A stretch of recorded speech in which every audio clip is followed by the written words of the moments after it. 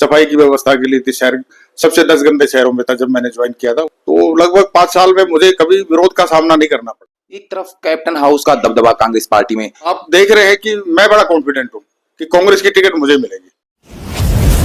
नगर परिषद एक सुर्खियों में होती है, लोग नगर परिषद के नाम पे बहुत ही परेशान है। देखो, बहुत अच्छा सवाल आपने पूछा। बीजेपी के मैनिफेस्टो में पहली लाइन थी कि हम इसको नगर निगम बना देंगे। आप नगर निगम बना देंगे तो यहाँ आइए अफसर बैठेंगे, कमिश्नर बैठेंगे, पास फंड्स भी ज्यादा है और आपके पास इंफ्रास्ट्रक्चर भी ज्यादा हो, स्टाफ ज्यादा हो, तो अच्छे से काम करेंगे। नमस्कार, मैं दिनेश राजपूत और आप देख रहे हैं न्यूज अपडेट। समय समय पर मैं आपको एक नई शख्सियत से मिलाता रहता हूं। आज की मेरी शख्सियत है मनोज यादव, नगर परिषद के पूर्व ईओ है, एडवोकेट भी साथ में है। उन्होंने ताल ठोकी है चुनाव लड़ने की। उन्हीं से पूछते हैं किस तरह से, किस पार्टी से चुनाव लड़ेंगे, क्या उनकी रणनीति है। सर, हमारे चैनल में आपका स्वागत है। नमस्कार सर, चर्चाएं हो रही है कि आप चुनाव मैदान में ताल ठोक रहे हैं, तो बिल्कुल बहुत मजबूती से। मैंने बहुत सोच समझ के, और बहुत लोगों को मेरे से उम्मीद है, उन लोगों की उम्मीदों को पूरा करने के लिए मैंने कांग्रेस पार्टी की तरफ से अपना नॉमिनेशन पार्टी के अंदर दाखिल किया है और अपनी बात को मैं ऊपर कह के आया हूँ। हमारे केंद्रीय नेतृत्व ने भी मेरी बात को सुना है और उन्होंने भी कहा कि अच्छे लोगों को भी राजनीति में आना चाहिए, और इसलिए उन्होंने मेरा स्वागत किया और उन्होंने पूरा आश्वासन दिया है कि आप जरूर कंसिडर करेंगे। नगर परिषद के ईओ रहे हैं, रेवाड़ी में आपकी अच्छी खासी पहचान है। क्या आपके दिल में आया कि चुनाव मैदान में खड़े होकर चुनाव लड़के यहाँ की जनता की सेवा की जाए? किस तरह से आपके दिल? देखिए कि मैं केएलपी कॉलेज में पढ़ा हूँ, एनएसयूआई से प्रेसिडेंट भी रहा हूँ और बाद में सर्विस में आ गया। और जब मैं सर्विस में आया तो सोशल वेलफेयर डिपार्टमेंट में रहा। मैंने बहुत अनुसूचित जाति और पिछड़े वर्ग लोगों के साथ बहुत काम किया है। उसके बाद मैं नगर परिषद में आ गया। नगर परिषद से भी जो मुझे लोगों से जो स्नेह मिला, जो मैंने यहाँ काम किया, तो लगभग 5 साल में मुझे कभी विरोध का सामना नहीं करना पड़ा। मैं बाजार में गया, एनक्रोचमेंट हटाई, किसी का नुकसान भी हुआ, तो मैं सोचता हूँ कि हमारे शहर की पब्लिक ऐसी, जनता ऐसी है, वो खूब साथ दिया, प्यार भी खूब दिया और लोगों ने अपने मर्जी से भी मतलब कब्जे हटाए। उन्होंने अपने एनक्रोचमेंट को रिमूव किया और भी दूसरी कई चीजें थी जिनको हम धरातल पर लेके आए।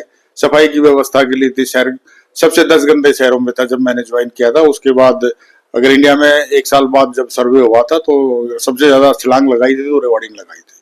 और जब मैं यहाँ से गया था तो 152 नंबर पे छोड़ के गया था। अब मुझे नहीं पता कि कितने नंबर पे है, लेकिन हम 152 पे आए थे और ओडीएफ प्लस प्लस भी किया था। तो ये सब चीजें हमने शहर के लिए, और इन व्यवस्थाओं को करते करते एक बीच में कहीं मन में आती थी कि हमारी लीडरशिप की जो है वो थोड़ी कमी है। लीडरशिप में क्या है कि जो नेतृत्व है ना वो सुस्त है, कुछ बोलते ही नहीं। भाई मीटिंग्स में आओ, आप मीटिंग में पॉइंट रखो, यहाँ की जो स्कीम्स हैं, जो परियोजनाएं हैं, वो आप उनको रिव्यू करो, पूछो कि भाई ये काम क्यों इतने दिन से अटका हुआ है, इसको कितने दिन में आप कर देंगे, कौन इसके लिए जिम्मेदार है, जिम्मेदार उनके खिलाफ कार्रवाई करो। लेकिन ऐसा कभी होता नहीं था। तो मुझे जैसे मार्केट के लोगों से भी बड़ा वो मिला कि आप एक बार जरूर राजनीति के क्षेत्र में आओ। तो क्योंकि मेरा पुराना कांग्रेस से रहा है तो इसलिए फिर मैंने कहा कि मैं चलो कांग्रेस पार्टी से आऊंगा और कांग्रेस पार्टी से मैंने अप्लाई किया। आपका पुराना कांग्रेस पार्टी से रहा है, जनता के बीच पकड़ भी है, आप यहाँ ईओ भी रह चुके हैं। एक तरफ कैप्टन हाउस का दबदबा कांग्रेस पार्टी में, तो किस तरह से आप आश्वस्त हैं कि आपको ये कांग्रेस की टिकट मिलेगी? देखो, देश में प्रजातंत्र है और हमारी पार्टी में भी प्रजातंत्र है। राहुल जी कहते हैं कि टिकट मांगना और आपको अपने केस की पैरवी करना सबको अधिकार है। तो आप देख रहे हैं कि मैं बड़ा कॉन्फिडेंट हूँ कि कांग्रेस की टिकट मुझे मिलेगी, चाहे वो कितने बड़े भी हों। नेचुरल है कि वो मेरे से, उनका कद बहुत बड़ा है, राजनीति में मेरे से बहुत आगे रहे हैं वो, क्योंकि उनके दादाजी भी रहे, उनके पिताजी भी रहे, वो खुद भी एमएलए है। तो इसमें तो कोई शक नहीं है कि वो बहुत बड़े हैं। लेकिन बड़े के सामने कोई आदमी जाए ना, तो ये भी तो दुर्भाग्य की बात है।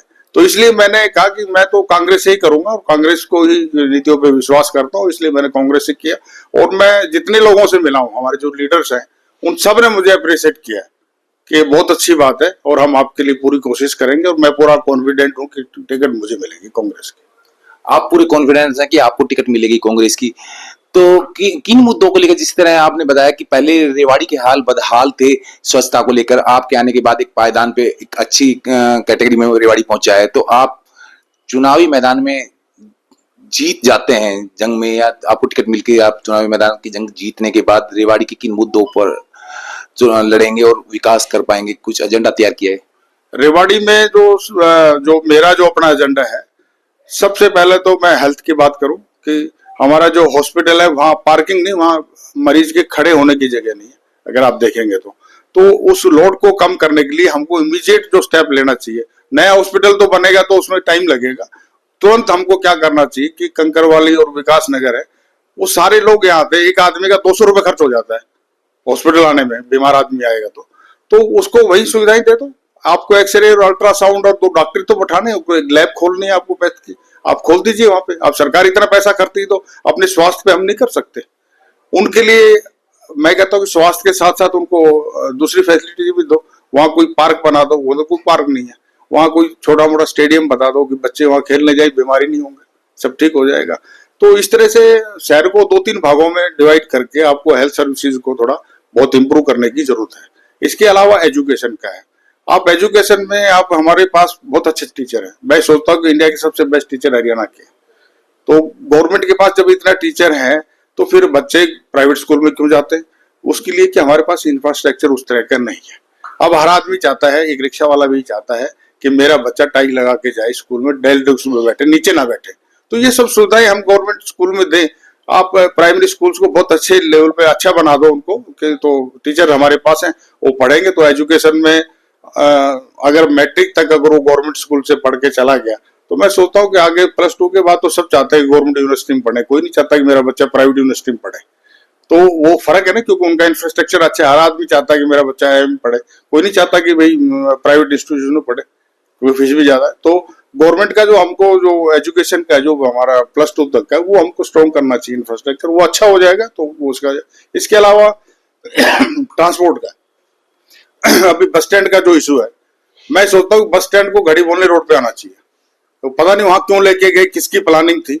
अगर आएगा तो हम जयपुर दिल्ली रोड पे होंगे और सुविधाएं बढ़ेगी। यहाँ से सिटी सर्विस कर दीजिए आप रेलवे स्टेशन तक, आपको खत्म हो जाएगी। आपका सर्कुलर रोड है, एक तरह से रेवाड़ी की जो लाइफलाइन बोलते हैं जिसको इसके अंदर खड्डे खड्डे, सड़क को रिपेयर करा दीजिए, आपका ट्रैफिक जाम की समस्या खत्म हो जाएगी। तो बहुत छोटे छोटे मुद्दे। मार्केट क्या है, अब मैं कहता हूँ CC रोड शायद ह्यूमन आदमी के लिए जो ना सबसे ज्यादा खतरनाक है। उससे जो डस्ट आती है उससे इतनी एलर्जी उसको हो सकती है, नुकसान हो सकता है। तारकोल की सड़क क्यों नहीं बना देते हम? खर्चा भी आधा आएगा। सीमेंट की सड़क बनेगी उसमें तो 3 बार बना देंगे हम। तो मैं सोचता हूँ कि बाजार के जो ना, कभी कहते CC रोड बनाएंगे, कभी कुछ बनाएंगे, जो बनानी एक बार बना लो। आपके प्रोजेक्ट इतने डिले क्यों होते हैं? वो कहते हैं कि साहब चंडीगढ़ गया हुआ, चंडीगढ़ जाओ, आप हाथ के हाथ करवा के लाओ, 2 दिन में आपके सैंक्शन आ जाएगी। पर इच्छा शक्ति होनी चाहिए ना, लीडरशिप वो काम कर ही नहीं रही। अफसर तो एक अफसर का अपना स्तर होता है, अपनी लिमिटेशंस होती है, वो डायरेक्टर के सामने ज्यादा थोड़ी बोल सकता है। अब MLA तो जाके कह सकता है, MP कह सकता है कि नहीं मैं जब तक नहीं जाऊंगा जब तक सैंक्शन नहीं होगा। तो ऐसी इच्छा शक्ति क्यों नहीं है? ऐसी इच्छा शक्ति होनी चाहिए। आप जितने प्रोजेक्ट चल रहे हैं उनको रिव्यू करो, मिनिस्टर्स MLA उनको बैठ के रिव्यू करें। उनका काम तो यही है ना कि ये प्रोजेक्ट आया, इसको कैसे बना रहे हो पहले हमको दिखाओ। तो दिखाने के बाद अब नाई वाली पे जो पुल बना है, उस पुल को हम दोनों तरफ भी तो उतार सकते थे ना, टी पॉइंट वहां बन सकता तो यहाँ भी बन सकता था, तो ये जाम की समस्या खत्म हो जाती। किसी ने देखा ही नहीं, अफसरों ने जैसा बना दिया पुल, ठीक है। तो हमको चीजें ऐसी बनानी चाहिए कि लोगों को वहां से गुजरे तो उसका मन खुश हो जाए कि यार बहुत अच्छा पुल बना है, बहुत अच्छी सड़क बनी है। हमको इस तरह के काम करने चाहिए। वो काम जब होंगे जब हमारी लीडरशिप, जो हमारे विधायक, हमारे मेंबर ऑफ पार्लियामेंट उनको रिव्यू करेंगे, उनको पूछेंगे कि तुम क्या बना रहे हो, कैसा बना रहे हो, उनको दिखाओ। तो रेवाड़ी में कोई देखने पूछने वाला है नहीं। तो ये मेरे अंदर टीस थी कि भाई इस बात को हम पूरी करें, और तो मैं सोचता हूँ कि ये सब चीजें हम उसके अंदर कर पाएंगे। आपने बहुत से विकास गिनाए कि ये विकास होने चाहिए। मौजूदा सरकार भी चिल्ला चिल्ला के कह रही कि हमने विकास कराया, लेकिन जहां बात करें रेवाड़ी की, तो रेवाड़ी में नगर परिषद एक सुर्खियों में होती है। लोग नगर परिषद के नाम पे बहुत ही परेशान है। कोई भी काम हो नगर परिषद में बोलते हैं कि हो नहीं पाता, या और कुछ तरीके हैं। तो आप नगर परिषद से एक अधिकारी के रूप में रिटायर भी हुए, नगर परिषद की सुधार के लिए क्या करेंगे अगर आपको जिम्मेवारी मिलती है तो? देखो, बहुत अच्छा सवाल आपने पूछा। नगर परिषद में मैं रहा हूँ। नगर परिषद में जो सबसे बड़ी बात है, बीजेपी के मैनिफेस्टो में पहली लाइन थी कि हम इसको नगर निगम बना देंगे। हमारी 2.5 लाख की आबादी होगी। जब आप नगर निगम बना देंगे तो यहाँ आईएएस अफसर बैठेगा, कमिश्नर बैठेंगे और उनके नीचे चीफ इंजीनियर होगा, एक्शंस होंगे, अलग अलग विंग्स होंगी, होटल विल चला अलग होगी, आपके एनक्रोचमेंट ड्राइव के लिए अलग होगा, सॉलिड वेस्ट की विंग अलग होगी, इलेक्ट्रिकल विंग अलग होगी। अभी क्या है कि सब कुछ एक जेई के पास ही तो है। वही जेई तो पार्क का देखता है, वही जेई सिविल का काम देखता है, वही बिजली को देखता है। तो ये सब इतना ओवरलैपिंग है कि आदमी कुछ काम कर नहीं पाता, स्टाफ की बहुत कमी। तो मैं सोचता हूँ कि निगम इसको बहुत जल्दी बना देना चाहिए, क्योंकि हमारे साथ जो दूसरी गांव लगते हैं इनको साथ शामिल कर लो, सेक्टर 17-18 जो दोनों नगर परिषद क्षेत्र से बाहर है। तो इनको जब आप कर लोगे तो आपके पास इंफ्रास्ट्रक्चर हो जाएगा, आप अच्छे से काम कर सकते हो, अच्छे अफसरों की ड्यूटी यहाँ लगाओ, बढ़िया काम होगा। इसके अलावा जैसे धारुड़ा है, धारुड़ा कितना बड़ा बन गया, धारुड़ा अभी कमेटी चल रही है, धारुड़ा को नगर परिषद बनाओ कि ताकि आपके पास फंड्स भी ज्यादा है और आपके पास इंफ्रास्ट्रक्चर भी ज्यादा हो, स्टाफ ज्यादा हो, तो वो अच्छे से काम करेंगे। गांव के अंदर भी इसी तरह से मैं सोचता हूँ कि गांव में अब सबसे जो समस्या है, पहले जमींदार का छोटे इनकम थे, अपना उसकी जरूरतें थोड़ी थी, लेकिन अब जमाना बदल गया है। बच्चे को रोज मोबाइल का खर्चा भी चाहिए, उसको मोटरसाइकिल भी चाहिए, उसको कपड़े भी अच्छे चाहिए, तो जमीन होल्डिंग्स कम होगी। तो हम ये सोच रहे हैं कि हमको एक छोटे छोटे गाँव में छोटे छोटे इस तरह के कोई रोजगार का कोई लगाना चाहिए प्रोजेक्ट, जिनमें उनका इंटरेस्ट हो, उनको वहीं पर काम दे दो, तो वो रेवाड़ी आएंगे नहीं, वहीं से काम कर लेंगे। तो ये सब चीजें जरूरी है। देखिए, आप अभी नगर परिषद के पूर्व ईओ मनोज यादव जी से बात कर रहे थे। वो पेशे से अभी वहां से रिटायर होने के बाद वकालत कर रहे हैं। उनका कहना है कि वो रेवाड़ी से कांग्रेस के चुनाव चिन्ह पर इलेक्शन लड़ने के लिए तैयारी कर रहे हैं और आला कमान में अपना नॉमिनेशन भी कराए हैं। उनका कहना है कि अगर उनको मौका मिला तो रेवाड़ी के विकास में किसी तरह की कोई कमी नहीं छोड़ेंगे। इसी तरह के अन्य अपडेट के लिए देखते रहिए हमारा ये चैनल न्यूज अपडेट। और आप बताइए क्या कहना चाहते हैं इस खबर के बारे में, हमारे कमेंट बॉक्स में लिखना। आगे के लिए अन्य खबर के लिए आप हमारे इस चैनल को देखते रहिए। धन्यवाद।